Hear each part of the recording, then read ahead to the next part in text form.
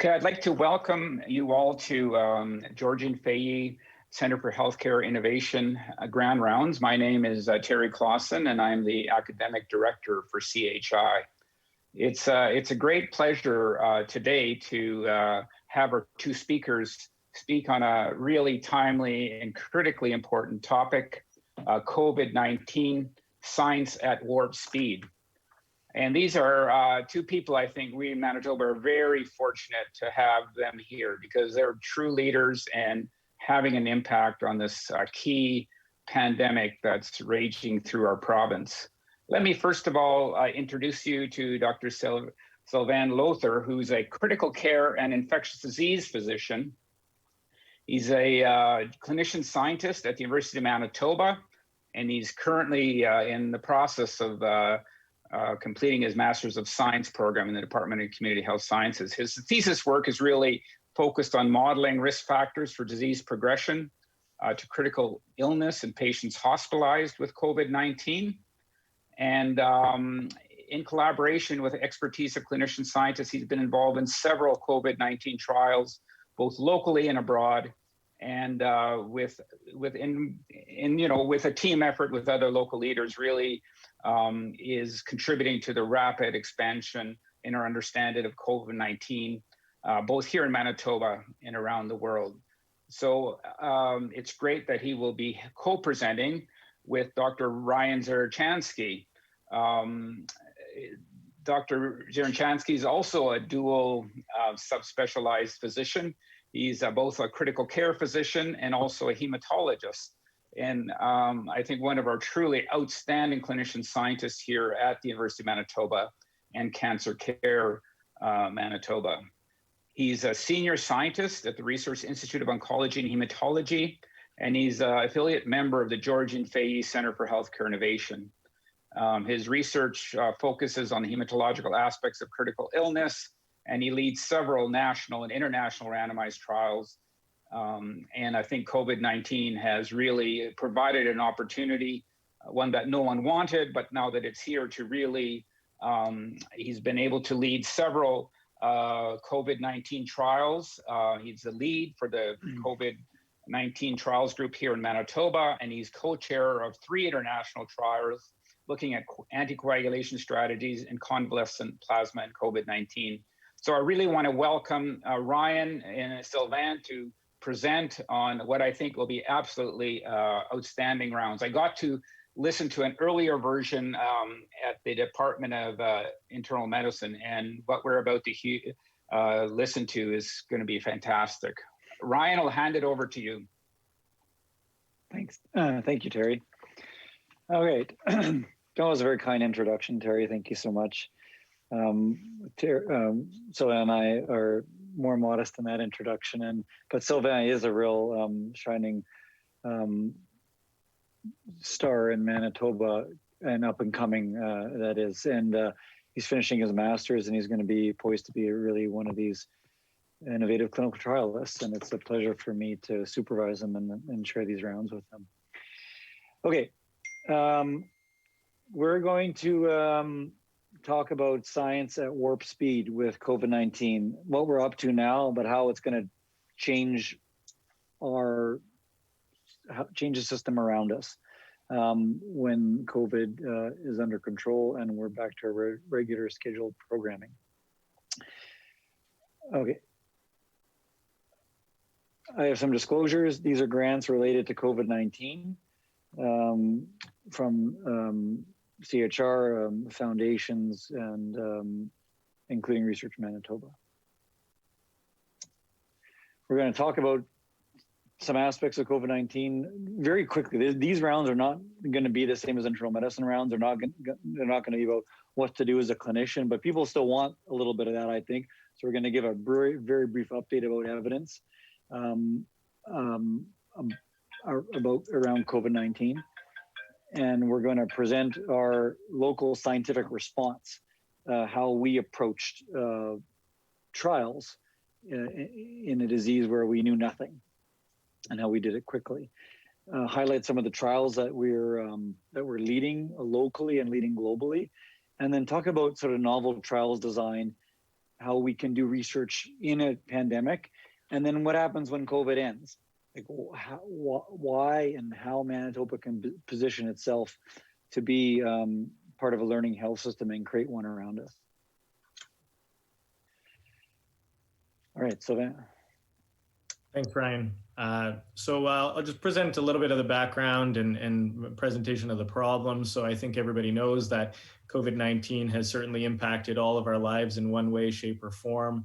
It continues to be a huge problem, particularly in our own backyard in Canada. You can see the first wave we handled relatively reasonably with severe lockdowns, and the second wave is proving to be a serious problem. Our daily case counts continue to be exponentially rising in Canada, with over 300,000 cases now and over 11,000 deaths. So still a huge problem today.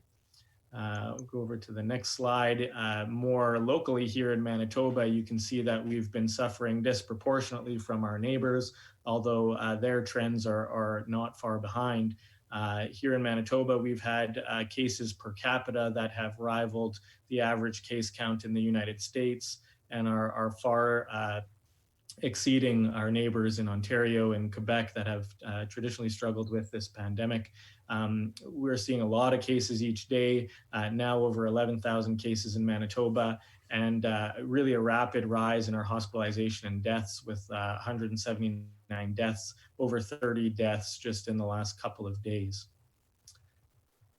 Why is this a problem? Well, many of these patients will become ill enough to require healthcare and have significant burdens and impacts on the healthcare systems and resources that we have established, and we really don't have any treatments to help these people aside from supportive care. So this has kind of got the research bug going.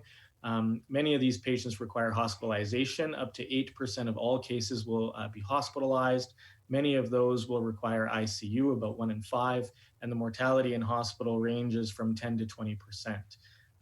The expenditure on ICU resources is also very high, with almost 2% of all cases requiring ICU admissions. And you can see by the shape of the curve there that the burden on our healthcare system has really dramatically risen just within the last few weeks, and we're feeling those impacts in healthcare. The other challenge with this disease is that it really follows a big spectrum of illness. So the illness ranges anywhere from asymptomatic infection in about 30 to 40% of cases to symptomatic infection. And many of the symptomatic people have mild illness and they recover on their own, but the trouble is that they continue to spread that on to others. And there are a significant proportion that develop moderate illness and some that develop severe illness that requires life support. There's the kind of the viral response phase of the infection that typically resolves with the host immune response. However, the stimulation of the host immune response can trigger maladaptive inflammatory response in the host, which can trigger a series of serious events. And so you can think of these two kind of processes as different phases of infection, and you can think of them as different potential targets for therapeutics when we think about where to design our trials and who to treat and what to treat. So as a result, we've developed this continuum of clinical trials response to COVID-19. And this is sort of what we did here in Manitoba. It was early in March. We identified that this was going to be a problem, and we mapped out the spectrum of illness. And we thought about people that might be at risk of developing infection, like healthcare workers or household contacts of known positive cases, to patients that actually had COVID-19, maybe with mild symptoms, self-isolating at home, all the way up to the hospitalized patients that required attention and critically ill patients.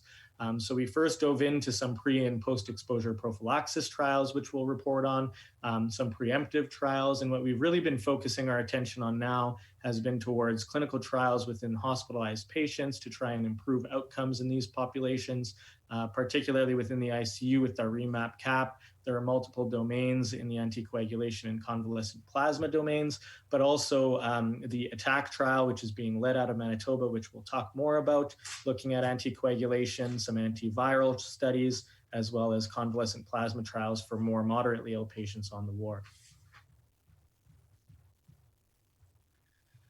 Okay, so thanks, Sylvain.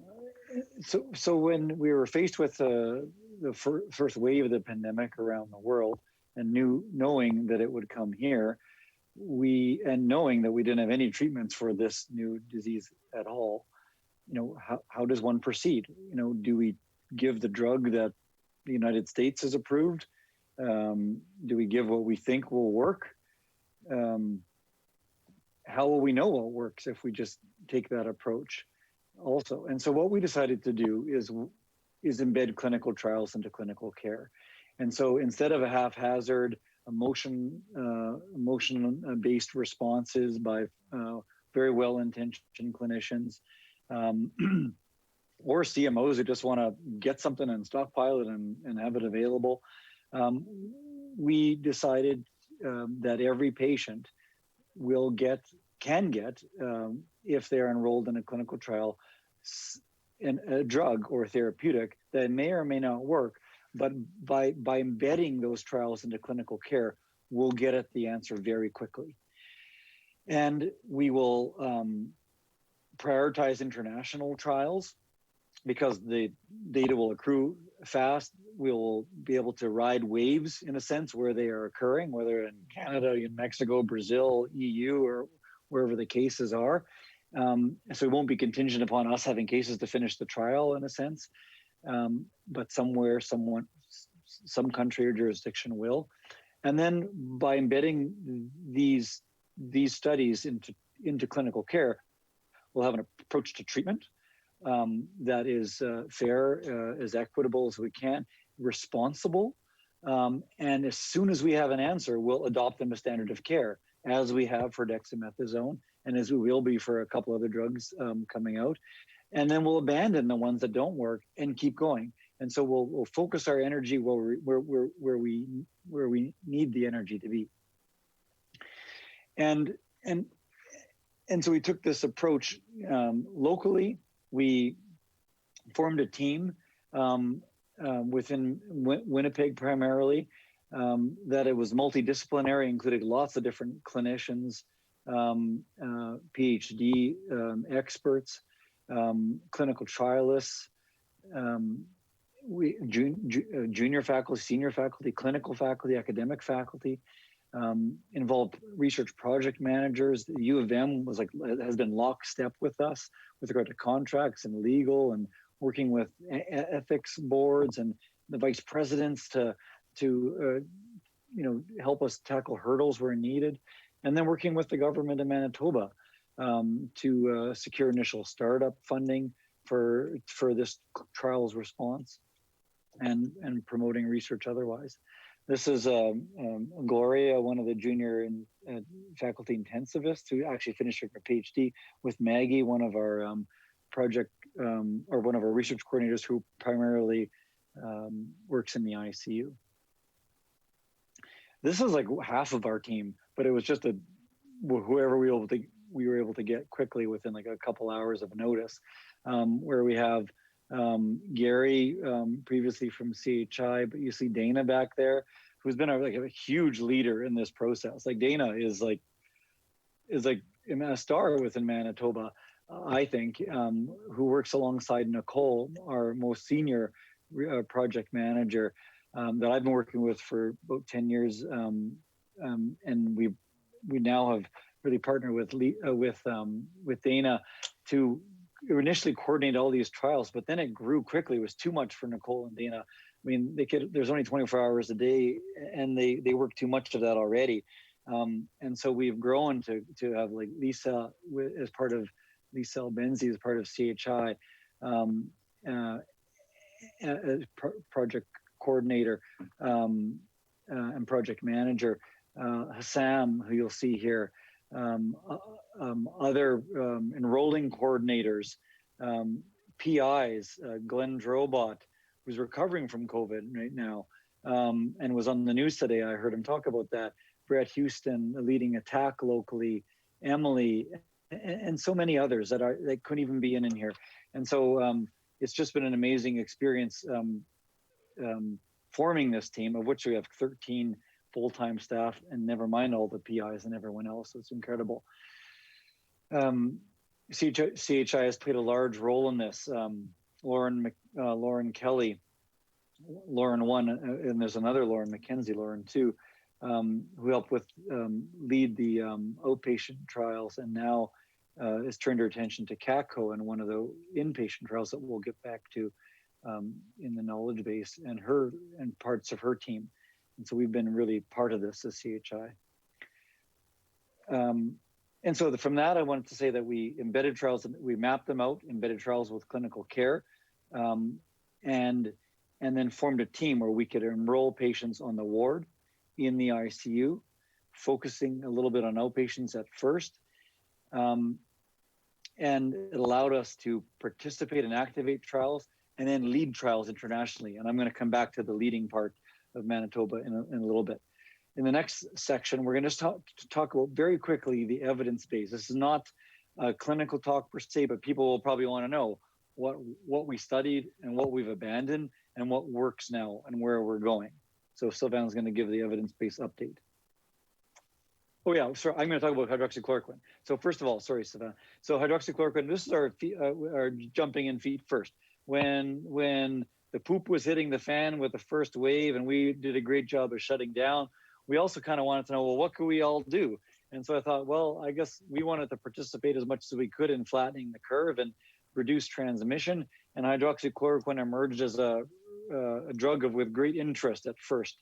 And if the drug could reduce the severity of symptoms and decrease transmission, then we could reduce, suffering, but also rapidly or durably or perhaps very substantively reduce the burden on our healthcare system and help protect healthcare workers. And so we started this a trial with these questions in mind. Can we reduce household contacts in people who are infected, so those who live with infected cases, and can we prevent healthcare workers from being infected from unplanned exposures? And we brought a trial to Canada, and CHI led this with a group in Quebec. We co-led it and brought it to Canada, and CHI with Lauren and Zena, Nicole, Lauren McKenzie, Glenn, Sylvain, started up in Canada. And it was a really novel internet-based trial where we used social media and advertising and traditional media to reach out to patients or participants who might be eligible, newly infected patients who are in the community or household contacts of those patients or healthcare workers. And they went to a website, and we screened their eligibility all by website. If they were eligible and consented all electronically, then we had a relationship with a courier company to ship them the drug, and then all the outcomes were reported electronically also. And then Zena and Lawrence made a website in like 24 or 48 hours. It was just amazing. And then we used it for other studies since then. And this was used all over Canada. And it was an incredible opportunity to impact COVID. And the trial was important, right? If the answer was positive, then we would be using this drug. And if it was negative or show not to be benefit, then we would abandon it and refocus our energy as opposed to staying with something and not knowing the answer. And that's why these are so important. And if you could imagine, it was just an incredible experience to do this.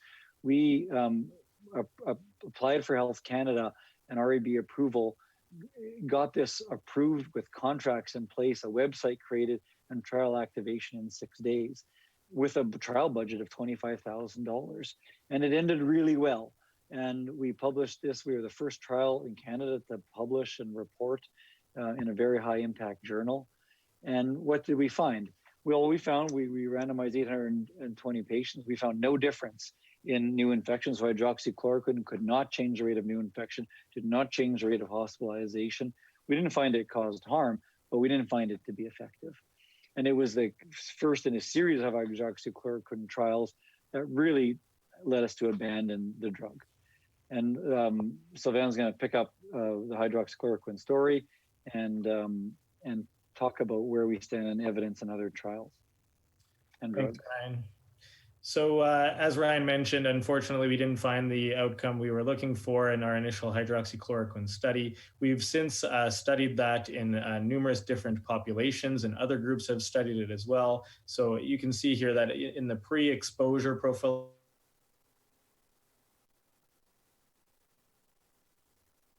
as well as hospitalized with more severe symptoms, multiple trials here. Unfortunately, none of them showing a difference in outcomes. So hydroxychloroquine really has been abandoned because of that. Other trials have looked at repurposing other types of medications, like an HIV medication called lopinavir-ritonavir, which is a protease inhibitor. There was theory that that might affect the viral replication.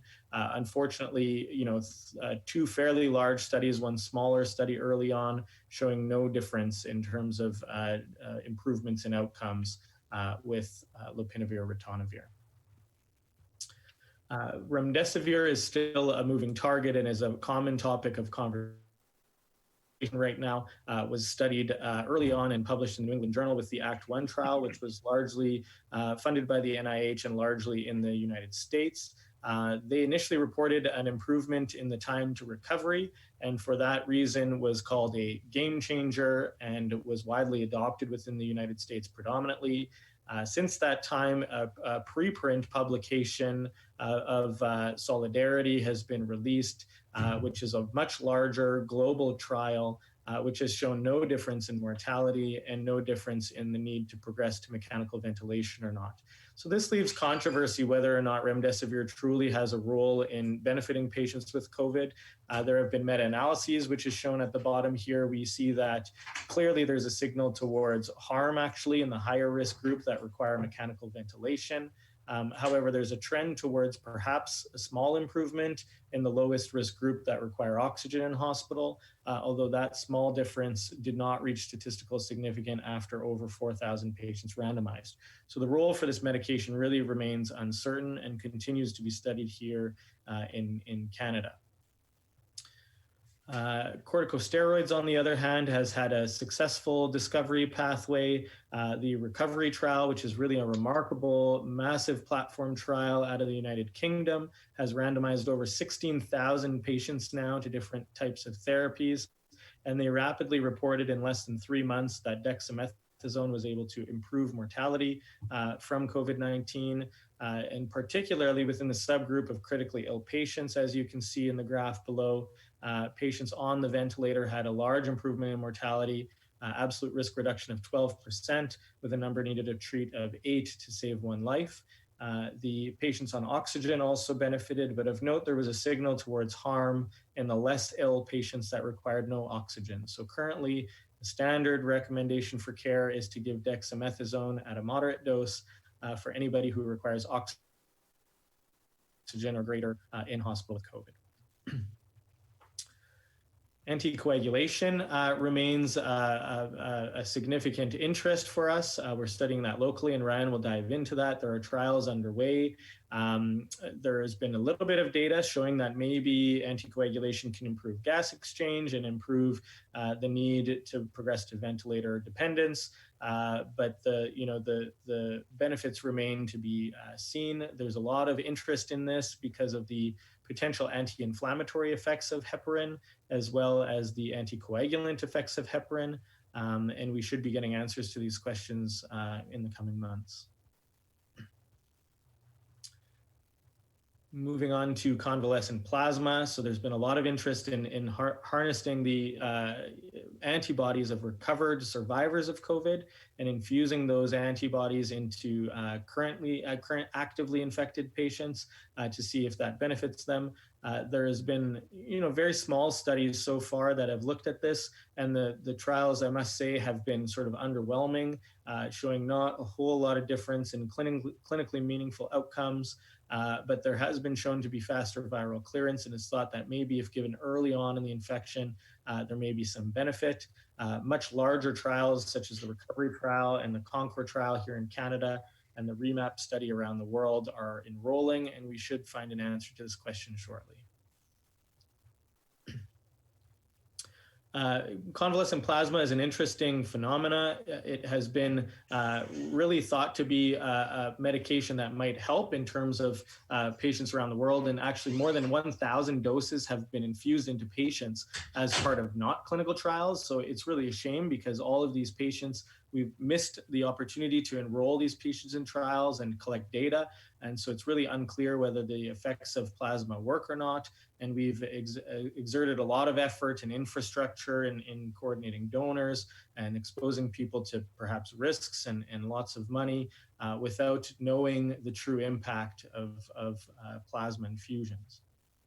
And this is a reflection of what we're coming to about why we need a learning health system and why we decided to embed clinical trials into clinical care. Like, it is nothing short of horrendously irresponsible that 100,000 donors have given their plasma, and given that, in fact, probably 200,000 donors, because they probably gave 2 infusions, to 100,000 patients or so, and we still do not know if it works in the United States. And so that this is how bad it could get if we do not make clinical trials part of clinical care. Just quickly on interferon beta alpha 1, it's a medication that is thought to immunomodulate the inflammatory response. This has been started in large scale in the WHO global trial called Solidarity with no difference in outcomes. And that's sort of the theme with all immunomodulating therapies, is that there have really been no clear benefit to any of these anti-inflammatory effects.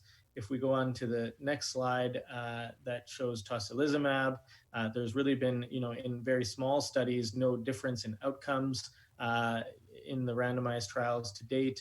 Some of them have shown maybe a reduction in progression to requiring mechanical ventilation when given early to patients on the wards, but much larger studies are coming forth very shortly that will more definitively answer this question, but it has not yet been adopted into standard treatment.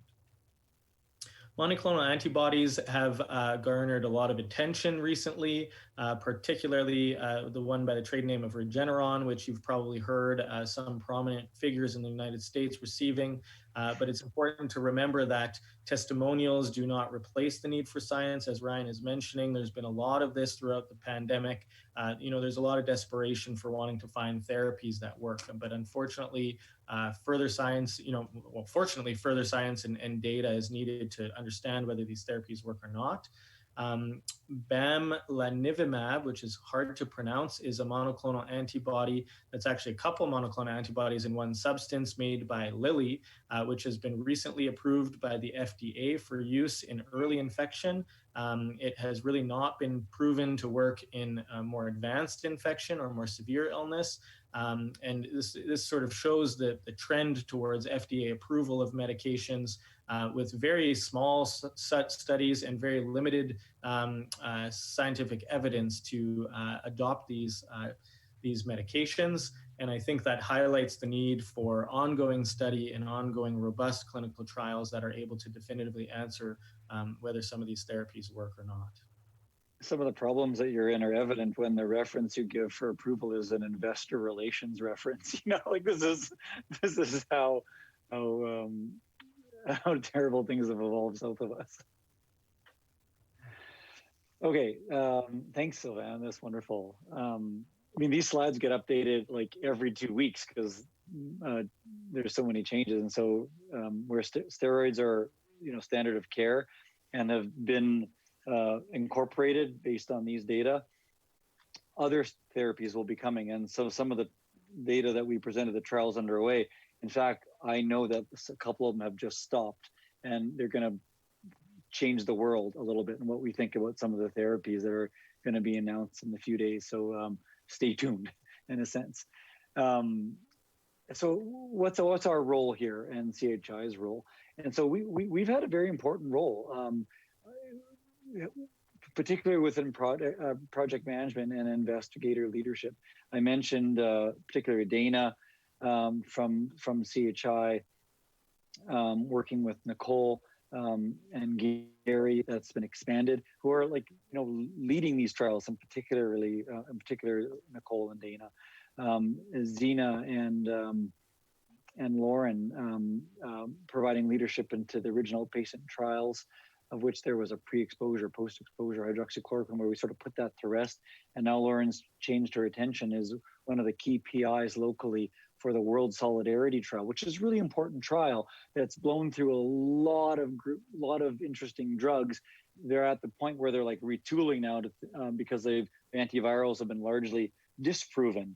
But again, like, you know, that might not sound exciting, but it's super important because we know not to use them. And we can now concentrate our efforts on something new and the next, the pipeline that is. Where we've not, like, you know, I don't want to always focus on the things you're not doing, but like where we're not leading and where we're not able to participate is in the data coordination and data management of this. And so the trials that I have a role in leading, you know, we've had to rely on, a group in Toronto, a company in Switzerland, a statistical organization in Texas, because we didn't have the expertise required to really launch trials quickly or manage them from a data methods perspective. And it's a really lost opportunity that we absolutely need to change. So we can embed trials into clinical care, so we can make this what we do, launch trials, monitor them, finish them as quickly as as strongly as we start them. And bring that investment to Manitoba. I mean, we've personally written checks for several $1 million to other places where this could have been kept within Manitoba if we built these components here. I'm going to slightly shift gears to ATTACC. So this is one of the trials that myself and colleagues Patrick Lawler and Ewan Gallagher lead. This is an international trial studying therapeutic anticoagulation, blood thinners, originally in moderately ill patients. So clots and inflammation are really prevalent in COVID. And it became this hypothesis about, well, if we give a blood thinner at a higher dose, can we prevent blood clots from forming and prevent inflammation to reduce one's death or organ dysfunction? Increasing survival, reducing strain on the healthcare system. And we designed an open label, so it's not masked or blinded, Bayesian adaptive platform trial. So that's like all really new words for a lot of people. And I get that, and I'll come back to this. And we collaborated really extensively with the Critical Care Trials Group, that's what that is, a national thrombosis group, an international cardiology group, an international acute care trialist group, and an international thrombosis group also.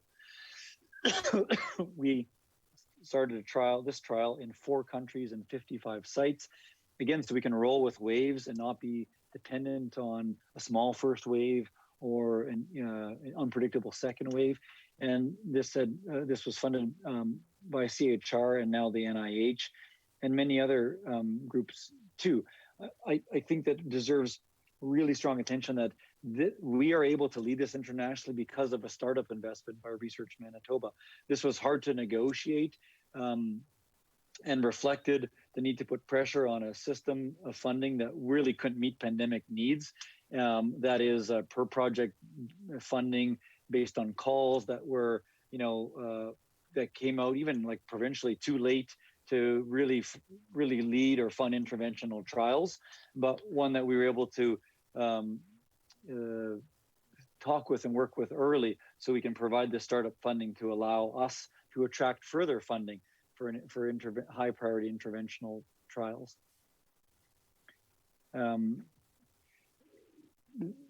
This one of the other trials that we lead locally is so ATTACC is the anticoagulation trial on the wards, and I lead a domain of a platform trial called REMAP COVID, also called REMAP CAP, in ICU patients in particular. And this trial also includes a domain that I provide leadership to with a colleague of mine of convalescent plasma in the ICU.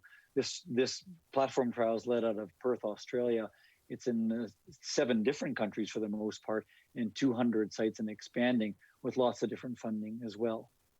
So a ward trial and an ICU trial. And so what are these trials, these Bayesian adaptive platform trials? Why are we doing these? And it really speaks to the unknowns. Like when we launched these trials, like we had no idea what the baseline rates of anything were. We had some like flawed observational studies that were published early in high profile journals that really, was unfortunate in many respects. But we didn't know the baseline rates of anything. We didn't know if these drugs that we were going to study would work and to what degree, like for instance. And then things were changing quickly. So even if we knew the baseline rate of something, what if something got introduced or a practice changed and that baseline rate changed over time? Our trial that we took great care and to quickly launch could no longer be valid if the assumptions we made were inappropriate or turned out to be incorrect. And so a standard trial can't adapt quickly, but a platform trial can, and a Bayesian model can. And also, like if something was working, but we didn't know it for certain, how could we ethically adapt a trial so that more people could be getting a drug that we thought was working based on the data?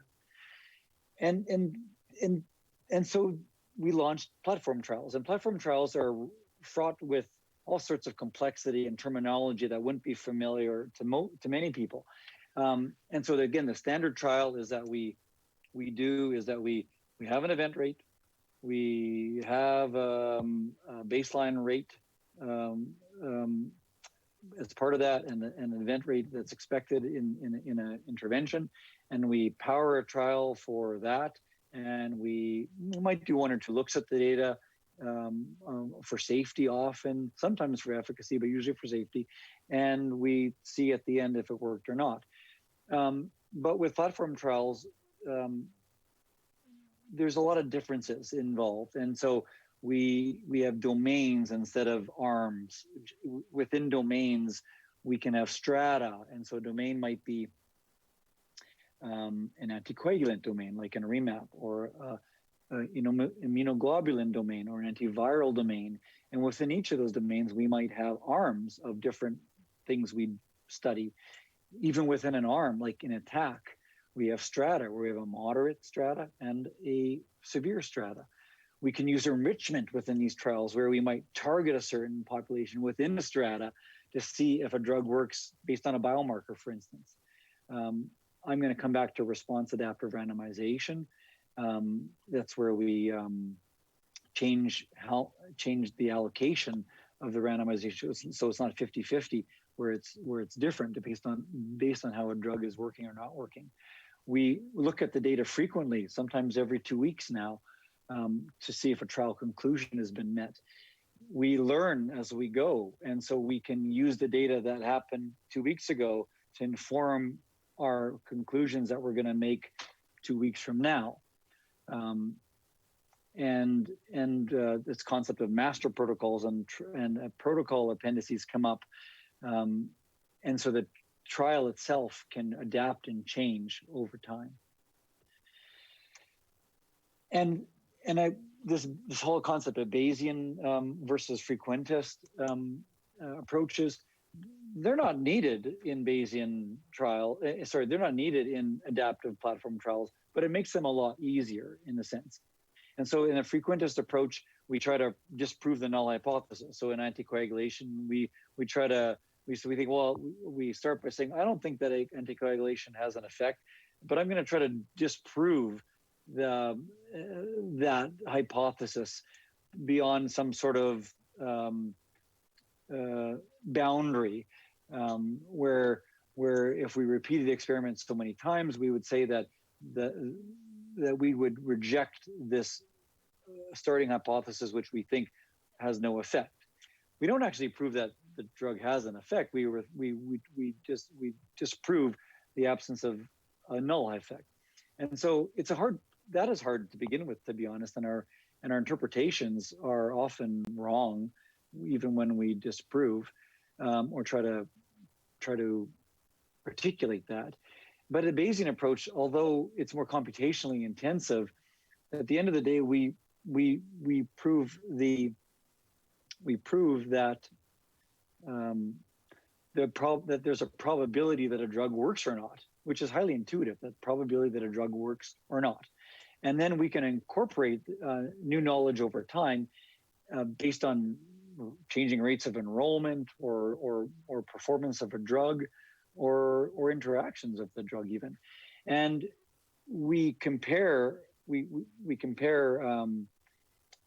the learnings that we've had over the trial with our original assumption of probability.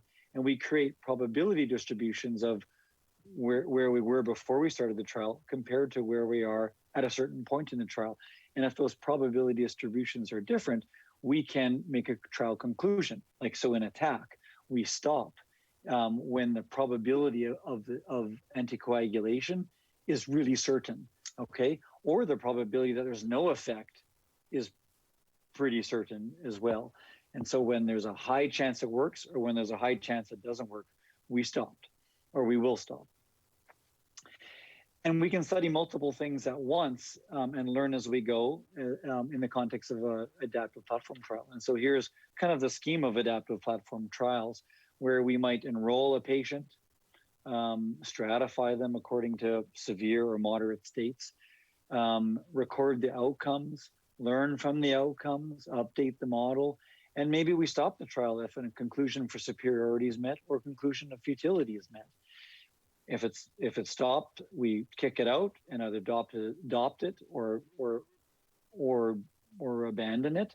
And we might even add new interventions along the way or once we know a certain conclusion is met. And it's a trial that can keep on going. The keeping on going part is important in a pandemic. So we can add in new therapies that we think might work. But imagine outside of a pandemic too, when you're starting a trial, it is so much work for investigators to launch trials, to develop all the collaborations needed, the infrastructure required, the data coordinating center to be trained, identified, protocols, approvals. And REMAP is a great example of a platform trial in action. So REMAP was a sleeper trial, which I know has connotations of terrorism, but in this setting, it's a great idea where it's a trial that was created before the pandemic for community-acquired pneumonia, which we care about and it's important in the ICU, but we really wanted to do this to adapt to a pandemic. When a pandemic was upon us, we harnessed a trial that was already going. It was already going in Canada, United States, UK, Australia, Ireland, and so ethics approval was already obtained for the trial. Contracts were already made. And all we did was create quickly a pandemic appendix to their trial. We submitted as an amendment, and we added appendix domains of antivirals, of things that were important. Anticoagulation is one of them that I submitted. And so we could harness a trial that was already going instead of having to start it from scratch. And so you can imagine if we did this already in oncology or pediatrics or rheumatology, where we had a suite of trials going, and all we did was add new interventions based on hypotheses that were a priority to investigators and patients. These kind of trials have words like statistical borrowing, like leveraging data from the control arms and like other domains to increase your power and stop a trial early, that I'm like learning and working through right now with regard to anticoagulation. Using ethically responsive criteria, such as responsive adaptive randomization, which I've incorporated into ATTACC, where when you start a trial and you have like several arms, ATTACC only has 2, but imagine if you had a few of them, and every person has a 50% chance of being allocated. But if a certain drug seems to be working, well, then more people will get randomized to that drug. And if a certain drug is not working, then less people will get randomized to the drug until it's kicked out. And more people will get randomized to the point of a drug that's working until you adopt it. And so you could even have it sort of have like a social justice component to the trial. And then we took this one step further in ATTACC, where we harnessed a whole bunch of platforms to create a new type of trial called a multi-platform trial, where we took ATTACC, enrolling moderate patients, combined this, adapted the protocol, and combined or merged with REMAP anticoagulation, and then merged one more time with another platform. These are all separate platforms ATTACC is in a certain amount of countries, REMAP's in different countries, Active 4 is within the United States and NIH, where we all tweaked our protocols a little bit to form one harmonized trial protocol administered by 3 different platforms to study anticoagulation on the ward and in the ICU in multiple countries. The data is fed through different data coordinating centers, Switzerland for ATTACC, Australia for Spiral, the same one that ATTACC's using for Active. The efficacy analysis is funneled through a statistical consulting company in Texas. And we have agreed upon stopping rules that go to a shared DSMB, where we make trial recommendations based on efficacy. The safety is a little bit more complicated that I didn't present here, but the idea is that we all stop at the same time, and this will allow us to quickly generate a response that's generalizable and robust. And so ATTACC enrolls in these countries that are represented. We have 55 sites, 729 patients enrolled so far in ATTACC, 550 in REMAP, and 133 in Active. And you can see that these are like complicated platforms all coming together now to have over 1,300 patients enrolled, where each one of them may not have had the power so far. In our interim that we had last week, maybe we'll find out if we can stop or not, or maybe it will be in 2 weeks when we look again. Okay, and so there's lots of challenges with the pandemic. The culture of research, that is the separation of research and clinical, a culture where we separate research and clinical care, has been one of these large challenges.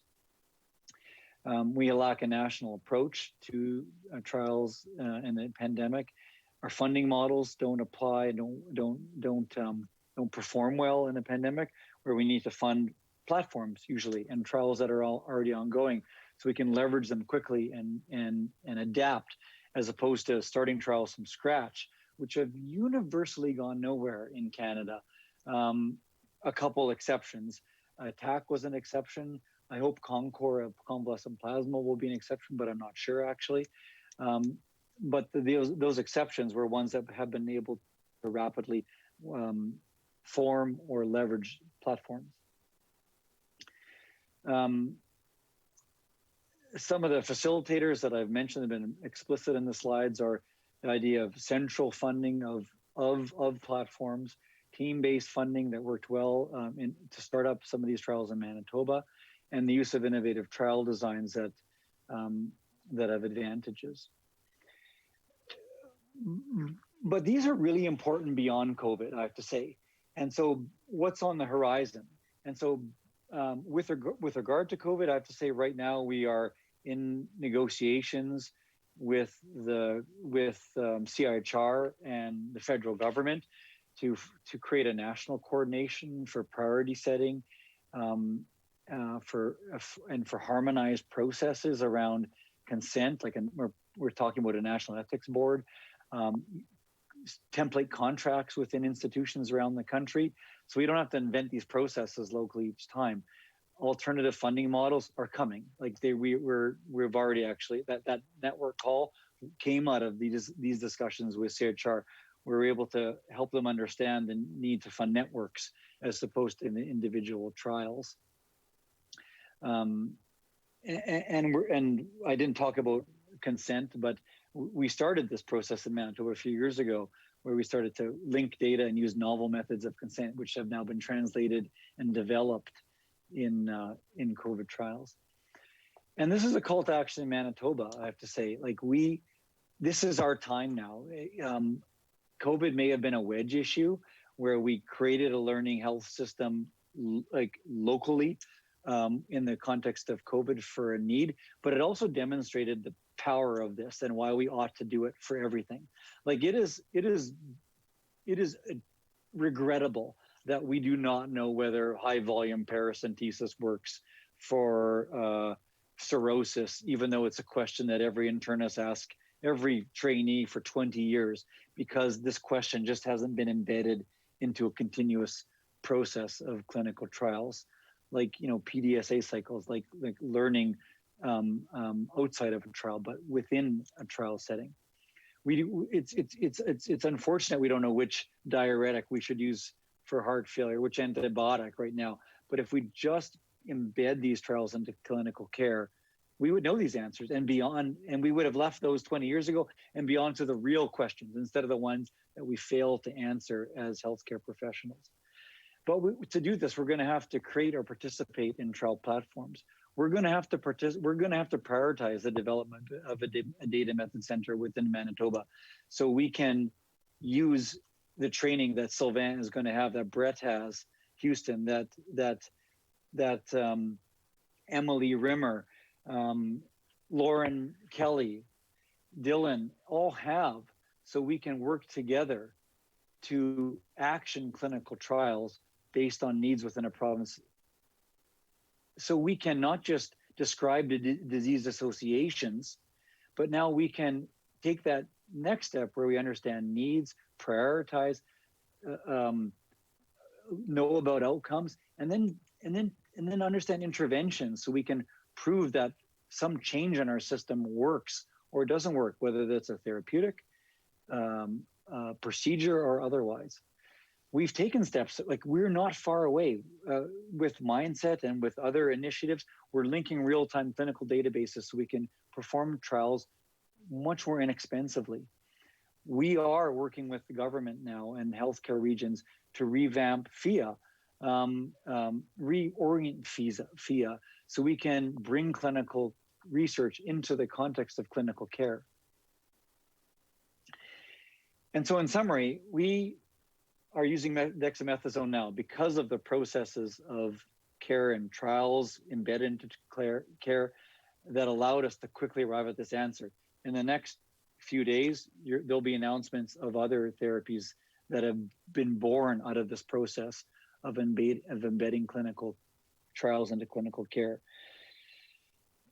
With small changes and a commitment from Manitoba, University of Manitoba, and CHI, we can create a learning health system. Instead of preserving and protecting, we can evolve and adapt. We can use innovative clinical methods. We can create this infrastructure we need to allow a learning healthcare system to evolve. And with that, we can understand how our actions impact care on a local basis and inform therapies throughout the world. We're on the cusp of something great. I think COVID was a bit of a wedge in that, but now is our time to now leverage our learning and our experience with our opportunities and expertise to create a platform suite that will help Manitoba be leaders in a non-COVID domain. So thank you very much. Wonderful. Thank you so much to both of our speakers today. Ryan and Sylvain, we do have a couple of questions that have come in, and I encourage folks to go ahead to our Slido link to ask questions. If you have of the speakers, you can either go through the direct link that Amanda's put in the chat, or you can go to the Slido homepage and enter the event link, which is also in the chat. I think you answered the first question, which is about which trials to participate here in Manitoba, but if that asker wants to clarify that at all, please feel free. But the second question that came through was, in the trials that were embedded into clinical care, how is the issue of therapeutic misconception handled?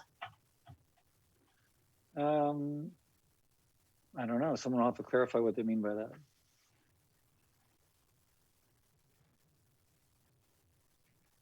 Unfortunately, I do not know. Can Terry or Sylvain add to that? I think what might be meant by that is there's been a lot of attention of some of these medications in the news saying that, things work. And I think that's part of the, there's been a lot of attention with this pandemic and a lot of people are looking for answers. And so, we have seen at the bedside, families or patients ask for certain types of medications, because they read a report or because they read a Facebook article that said that this works. So that has been a challenge for sure. And I think that some of the clinical trials have been highly politicized, and we've had trouble with that. Just in our hydroxychloroquine study, We were getting enrollment, like hundreds of patients a day almost. And all of a sudden our enrollment just completely plateaued. And it was largely because of some of the tweets that were coming out in the United States. And, some people were saying, well, I must work, I must just take it and not study it. I must have it now. And other people said, well, if that guy's taking it, I'm never going to take it. And so why would I roll in this trial? I think that if the concept is around not recognizing that they're enrolled in a study, then that doesn't happen. These are clinical trials still, and we get risk-adapted consent. And so there's only one trial we have going on locally that has waived consent because it's a known drug, no risk, and only really looking at benefits. But that's not common, and it's also practical to get consent to that method. But all these trials in COVID, for instance, have risk-adapted models of consent. And so everyone knows that they're part of a trial, but they also know that if something doesn't work, the only way we'll access experimental medications is part of a trial instead of us using it indiscriminately. If we didn't have these trials, we would have been given hydroxychloroquine to tons of people here. Emergency room physicians were already taking it when we launched the trial. That's irresponsible, isn't it? I had a high-level healthcare administrators saying we must give remdesivir to everyone. Turns out it killed people in the ICU. That would have been irresponsible. Our hypotheses about if these worked were wrong for the most part. Patients deserve to understand if the drugs work or not. Okay, what went on in the States about convalescent plasma is a travesty, in my opinion, and many others. We would have known after 5% of those patients got plasma if it worked or not. And so coming back to the therapeutic issues, yes, it's embedded, but it's not without knowledge of the trial or consent to participate. Wonderful, thank you for that. We did have one more question that came in. Bayesian methods require priors for expressing that what we think we know before the trial. How has this been handled? It sounds hard to get agreement. It hasn't been that hard. Sometimes we have nothing, and so we use totally uninformative priors. But then as the trial progresses, we learn about the event rates as the trial goes. And then from trials from domains within our own trial, we could even use that experience of a control group for another domain and create that issue of like learning over time within the platform. And so the priors change. Like the priors that were uninformed can become highly informed as our knowledge progresses, or we use priors from other trials, even as the ones that have been published or that we have access to with regard to data that we've acquired through data sharing or otherwise. Okay, great. I know we've come straight to the hour, but there is one more question that I'll throw in as a last question. Do you think the speed of approvals and contracts for trials can be carried forward in a non-pandemic future without the pressure and universal goodwill? Well, I just want to say that if people are available to ask questions, I'm happy to stay on a little bit longer but don't feel any obligation. And so has the contract process been a challenge? Is that what you asked? Do you think, I think what they're getting at is it's been sped up for COVID, contracts and approvals, et cetera. Do you think that those efficiencies and that speed will continue post-COVID? Not necessarily. Some of the speed up has been because of prioritization. And so other things will be in the priority mix when COVID dies down. But Manitoba has come so far, I have to say. I'm very proud of what we've been able to achieve with regard to contracting for Manitoba. We had no knowledge of signing international RCT agreements a couple of years ago. And now we have been informing Toronto, like UHN and Osmosis and other groups, in the most efficient ways to run contracts internationally. With regard to ATTACC, for instance, Osmosis, that's a group in Toronto, is running the day-to-day operations because we ran out of bandwidth, but Manitoba is running the contracts because we now have the expertise. And so we are leveraging that expertise in multiple domains, and it will help us, it has helped us increase our research capacity locally. So for sure, what will help us further is harmonized templates.